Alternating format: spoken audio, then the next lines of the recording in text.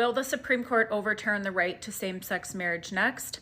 Let's talk about it. I want you to understand this, like really understand this. So to get there, we need to do a little bit of a law lesson, so just bear with me here. Okay, so the right to same-sex marriage is what we call a substantive due process right. Substantive due process rights are rights that originate from the 5th and the 14th Amendments. See, the 5th and the 14th Amendments prohibit the government from depriving you of life, liberty, and property without due process. So over time, the court has questioned, well, what does it actually mean in practice to be entitled to life and liberty? And that's where substantive due process rights were born. So the court has said you have a right to enter contracts, a right to utilize contraception, a right to same-sex marriage, to marry someone of your choosing, and up until recently, a right to bodily autonomy. Now, in 2022, the Supreme Court overturned Roe v. Wade in Dobbs v. Jackson Women's Health. And in that opinion, the court was like, look, in order to be one of these substantive due process rights, the question needs to be whether that right is deeply rooted in our history and tradition,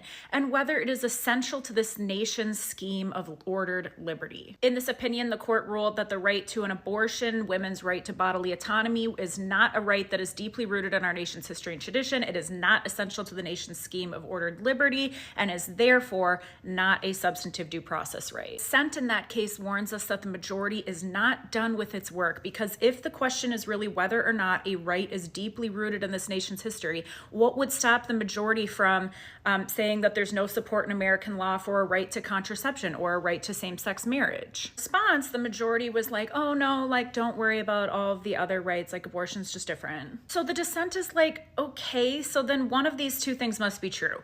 Either you don't believe your own reasoning, or if you do, then all rights that have no history stretching back to the mid-19th century are insecure and up for grabs. Either the mass of the majority's opinion is hypocrisy, or additional constitutional rights are under threat. It has to be one or the other. Justice Thomas comes in and writes a concurrence. A concurrence is where you agree with the majority opinion. So in this case, he agrees that there's no constitutional right to an abortion, but you write separately because you disagree with the rationale. Here, he was like, yeah, no, I disagree with the majority. I think we should just come after all substantive due process rights. And he explicitly calls out Obergefell.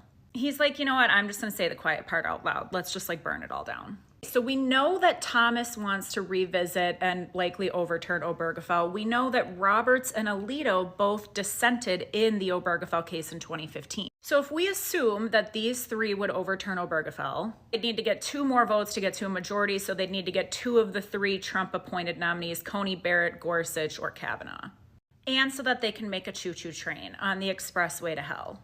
With all that said, it's certainly possible, if not likely, that there are enough votes on this bench to overturn Obergefell. Republicans know this, and they want it to happen, so they're starting to introduce resolutions and laws to bring this question before the court and give them the opportunity that they need to overturn Obergefell. For example, just a few weeks ago, Idaho Republicans introduced this resolution explicitly calling on the court to overturn Obergefell. Now, when I talk about the risks to Obergefell, I'm often met with, oh yeah, that'll never happen, which like cool, thoughtful analysis. But Republicans chipped away at Roe for 50 years. This is sometimes a long process, and they hand-selected a bench specifically to overturn it. To think that they will not do the same to your other rights is to literally ignore everything in front of you, including what the court is telling you.